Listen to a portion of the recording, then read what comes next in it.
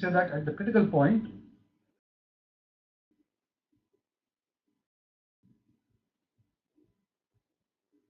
we define a new property which we call, say, reduced pressure. We call this PR, defined as the actual pressure at that state divided by the critical pressure. And similarly,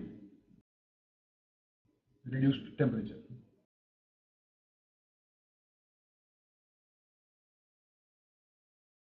T, this is the reduced temperature, defined as the actual temperature divided by the critical temperature. Pressures are always absolute, so we don't have a problem. Temperatures, be always careful. All temperatures must be in Kelvin only for this particular case. We cannot have a negative reduced temperature. So this is the first thing we define. And then we say the ideal gas assumption says that the equation of state is PV is equal to RT. Or if we make a three-dimensional plot, then R, which is the constant, is equal to PV by T. So we can pick up P and V to figure out what is T and make a plot, and we can see that instead of that complex looking three-dimensional PVT shape, we start now looking at a very nice, well-behaved, smooth PVT shape. That means we are in that ideal gas state. And the question is, why did this substance behave like an ideal gas? And that means that it started doing those things which we talked about in the beginning of yesterday's lecture, that these molecules are now far away. They are behaving like rigid spheres. There is no other interaction between them, no gravitational attraction, no nuclear repulsion, no electromagnetic forces. They are moving in a random way, and they are undergoing perfectly elastic collisions. That's why we said that this is now going to behave like a gas. This behavior begins to deviate sharply when we are in this region, and the moment we are in the saturated state and liquid state or the supercritical state, it completely breaks down. There will be some regions of the vapor behavior where we can still say that ideal gas is approximately valid, or at least a correction to ideal gas equation of state. So physically, this is what happens here. This does not happen in this part of the property. So what we do as a first case is that we say that if we are far away from this, way away, like in the case of nitrogen. Okay, so if you make the plot for nitrogen, and I'll show you a picture. Okay, what I've done here is something beyond what you see in the charts, in the sense that I have equalized the reference condition for nitrogen and water. And I said that specific entropy of that both substances at 0 Kelvin is 0. And with respect to that, I replotted SF and SG on the TS diagram. So now we are looking at a consistent set of specific entropy for two very different substances, whereas according to tables, nitrogen is reference to some temperature, water is reference to 0.01 degrees Celsius. We cannot directly plot the two on the same diagram, but this is consistent now. So here is what you see. This is nitrogen, the TS diagram of nitrogen. This is the TS diagram for water. And what happens now is that let's take the case of an inlet of a gas turbine. And I've been mentioning that temperatures there like 1400 Kelvin, 1600 Kelvin are now typical in aircraft engines and also land-based power generating units.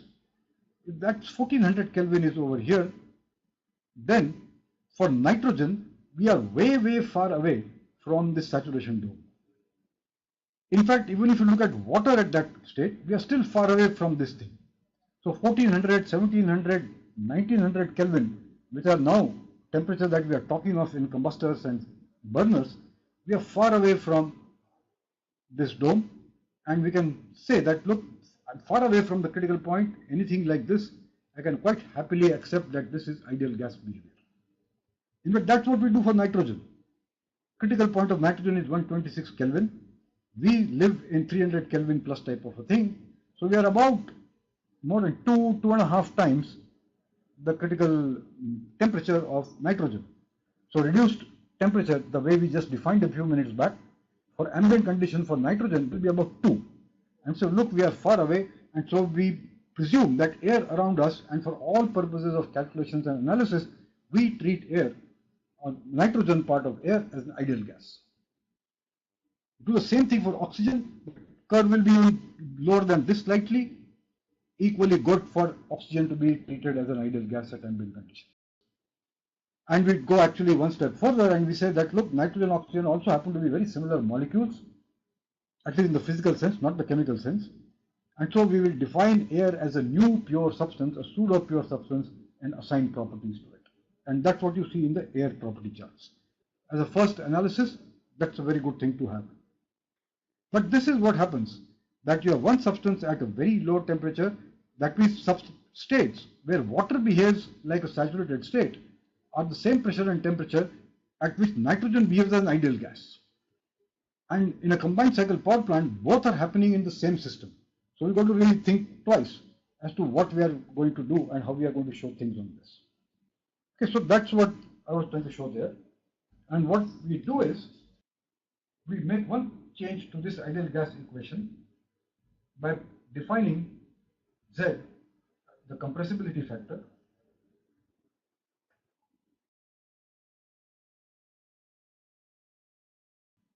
and put the equation PV is equal to ZRT. So Z begins to play a factor when that ideal gas behavior, which is the molecular behavior, begins to undergo a change, which happens at higher pressures and lower temperatures. Okay, so then we say, look, I'll make some correction, and that amount of correction that I need to make, this is a function of the pressure and temperature, or here we will put reduced pressure and reduced temperature. And once we do that, we get a little better in using a very simple equation of state a little further down. So we can say that, look, now I don't have to stop here with PV equal to RT. If I start using PV equal to ZRT, maybe I can cover this more region also. Z is in this region, Z is one ideal gas behavior. In this case, Z is somewhat off, but I can calculate it and make a correction. And you can continue that logic here also. Only difference is that the correction that Z will bring to PV equal to RT is very big. In fact, here it will be correction of the order of 100. So it is not 1%, 2%, 5% deviation from ideal gas, it's a huge deviation from ideal gas. But that forms the basis for a unified set of equations for the entire range of behavior. Okay, so now what is Z? The thing that happens is, we start with what Z is actually is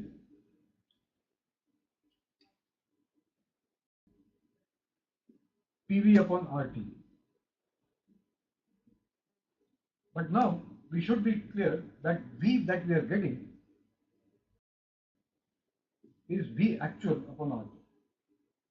That means your medical oxygen cylinder at home, it has got a certain specific volume. We know the pressure and temperature at which it exists. So the actual specific volume we know because the mass and the volume of the cylinder were known. Independently, we know the pressure and temperature, and ideal gas equation of state tells you that V ideal gas is equal to RT upon P. This is different from this, or from this. This is V actual. And the ratio of these two is what we call the compressibility factor.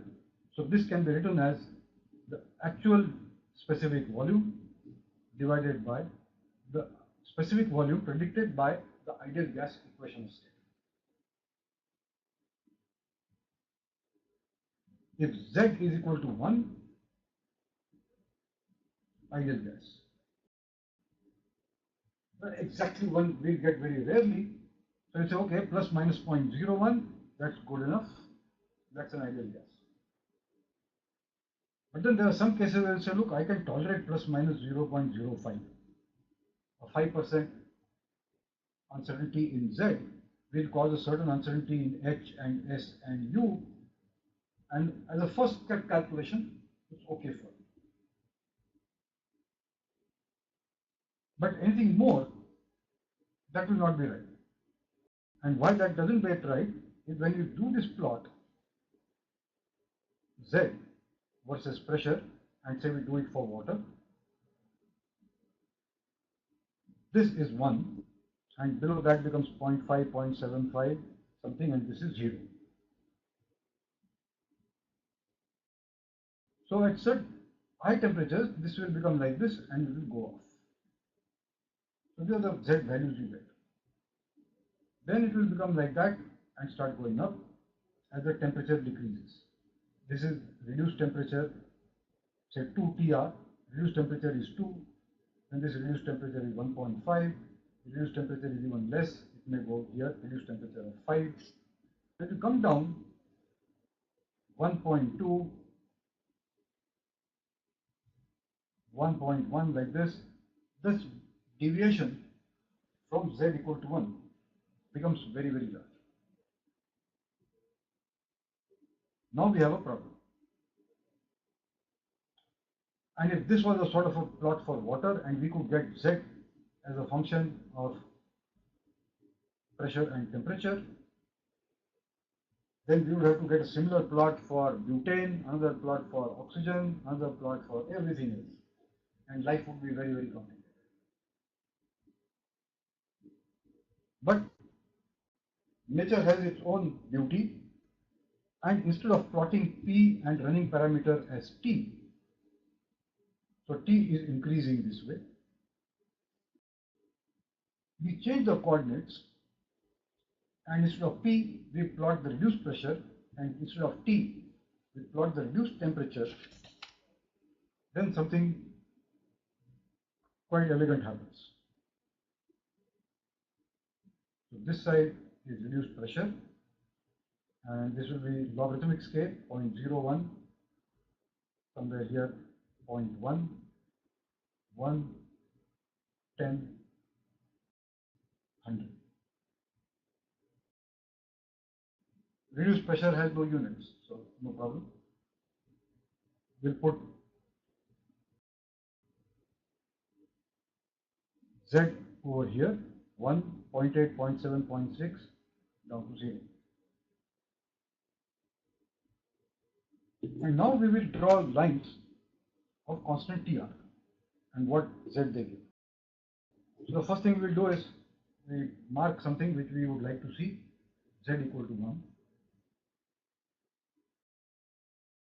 And we start saying that if we reduce temperature is say 2, it will be something like this. This is 2 TR.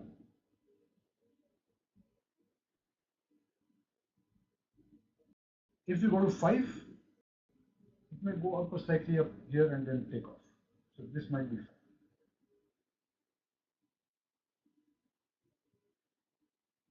1.5, it will start there, come down, and then start going off. This is 1.5 TR.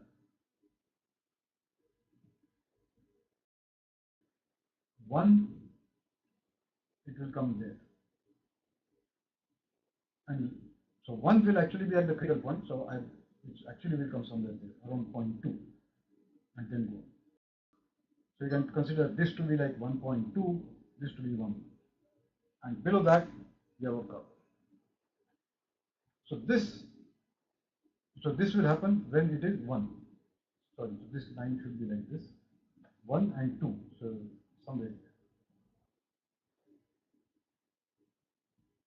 So reduced pressure is 1, reduced temperature is 1, and you get Z critical, something like 0.27 or something like that. And below that, you start getting a curve like this. And at even lower reduced temperatures, you actually start getting up to this point, and then you have a saturated state, and then again from here it starts to pick up. That's the type of behavior that emerges, and we'll get the exact numbers a little later. But let's see what does it tell as to which are the conditions under which we can safely assume a material to be an ideal gas. Okay, so the question is, in which part of this chart can I say that ideal gas is okay? And so we look at the case where Z is equal to 1, and they say, okay, wherever Z is within a band, ideal gas is okay. And so one of the regions that emerges is right here. So if reduced pressure is very small and reduced temperature is say greater than 2, then we can safely assume ideal gas behavior. And that's precisely the state under which the atmosphere falls. So we are quite happy that whatever we do with air, PV equal to RT is a reasonably nice thing to do for most things that we are looking at, unless we are going to very high pressures. Then we see another region here, that even if you go to reduced temperatures to a lower value and reduced pressures are below 10 bar, then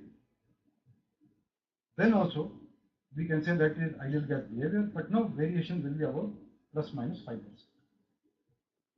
Here we can be sure that as you go further away, here this side, variation is well below 1%. It's quite nice. Here, not so nice, but it's okay. And at higher pressures, no, because these curves are very steep, they go up. So we cannot assume anything beyond reduced pressure of 10 to be an ideal gas. And then again, even if we say that it is reduced pressure, reduced temperature is 2, even if it were a saturated state, then also it is not okay. So we can only look at this part where some saturated states will also come as ideal gas behavior, but the saturated liquid state, which is this line, this has got very large Z or very small, cannot be considered to be an ideal gas. So that's what we have introduced now, the chart which is known as the generalized compressibility chart.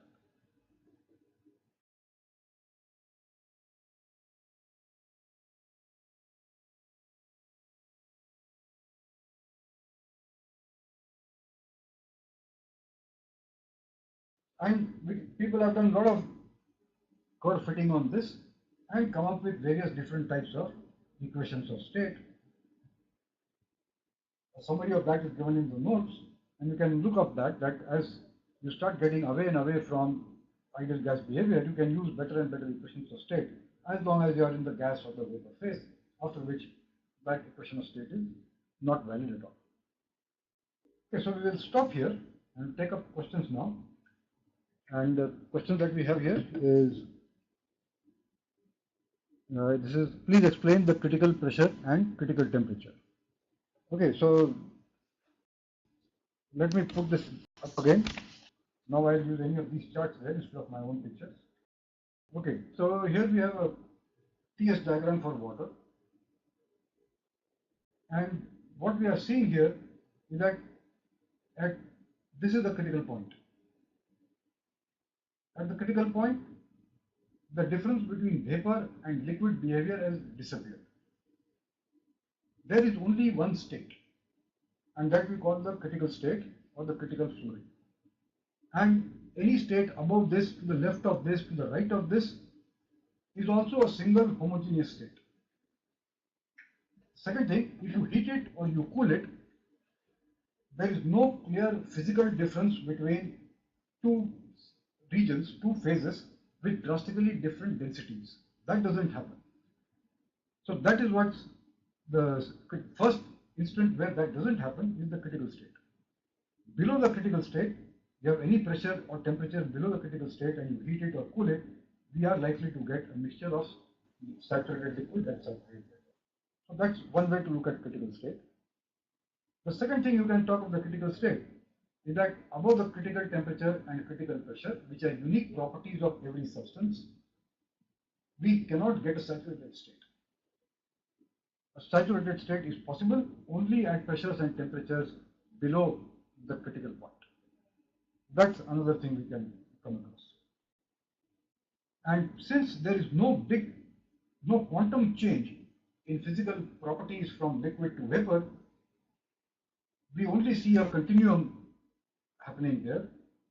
So it means that properties can be described by reasonably nice equations without discontinuities, which is what was happening in the saturation states. So mathematically and formulation wise, that is the other thing to do. I should also mention though that equations of states and the plots that we have, they are pretty good in most places, but right near the critical point, we have a singularity in the mathematics, and it's very difficult to do the programming. And so now gradually people are saying that, okay, let's not get too tied up by forcing the critical state conditions to be there, but it's okay that in this region, the substance is a homogeneous thing and we do not see any phase change below that pressure. Okay, so that's something more about the critical point. It's a property of every substance, a unique property, and that unique property means you have a P critical, a T critical, a V critical, S critical, H critical. They are all fixed. They cannot change, and for a substance they are already there. Okay, so there are many practical situations where we have to worry about the critical point. Large power stations, the new ones that are there in the country in the last 5-6 years, they all have water which has been pumped to pressures above 220 bar, 280 bar, 300 bar pressures. They will all be in lines that go beyond this. So the heating is done there. And it means that the physical properties are not changing, so the heat transfer properties will not change very drastically. So your engineering of that boiler is very different from the engineering of this type of a boiler. That's the practical implication of a critical state. Okay, so that was a little more explanation of the critical pressure and critical temperature. How to calculate the maximum vibration energy of molecule at superheated state. Oh, okay, there's a question which says how to calculate the maximum vibration energy of a molecule at superheated state. Well, if you want to look at molecule to molecule thing, it's very difficult. If you want the averages of that to be done, you have to go to statistical mechanics, use the Boltzmann equation, use the partition functions, and from there you will get all of that. Most cases that we look at in classical thermodynamics, we don't need to go into that. Okay, then the question it says, please explain the significance of reduced pressure and reduced temperature. Okay, the significance is that we are able to move away from the specific variabilities that are there from substance to substance. Like I showed in this picture for nitrogen and water. See here, this is nitrogen, the saturated critical point is over here. Water, the critical point is here. From a mathematical standpoint, it would be nice if all of these could be made into one equation. And there are many instances where these things can happen. There are some cases where this does not happen. The one case where it does happen is what I've just explained, is that the actual pressure, we normalize it on the critical pressure. And fortunately, what that does for us is that you get a very nice single compressibility chart for all materials. Okay. It's not that every thing is lying exactly on this line. There is a variability around this from substance to substance, and you're looking at plus minus 2% type of a variability in making the generalized compressibility chart in the first instance itself. Okay, so that's what the reduced pressure and temperature actually helps us in that we get a common set of pressures and temperatures for which we can compare materials, various different types of materials. Just by looking at their absolute properties, we get very funny looking pictures, which is very difficult to generalize. So that's why we do this. The second thing is also that when we write the property charts, it is always nice to move away from absolute values into normalized values, and then you get an equation which is got much larger applicability than that equation which has properties for that particular substance. So we are looking at little more versatility in the same equation being used for many substances. And that's where this PRTR come in.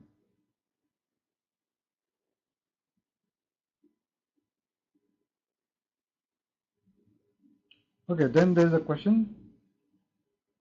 What are the modern techniques that we use to analyze gases and vapors thermodynamically?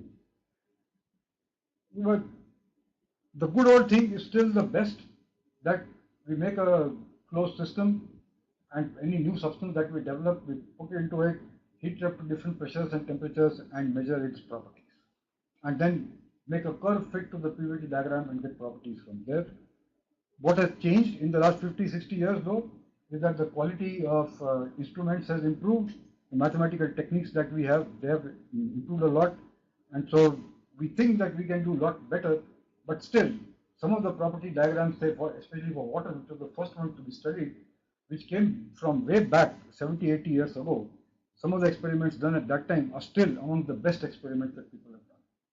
So doing a good experiment is not about how many more modern techniques we have, but how well we are able to design a thorough and a scientifically rigorous experiment. Okay.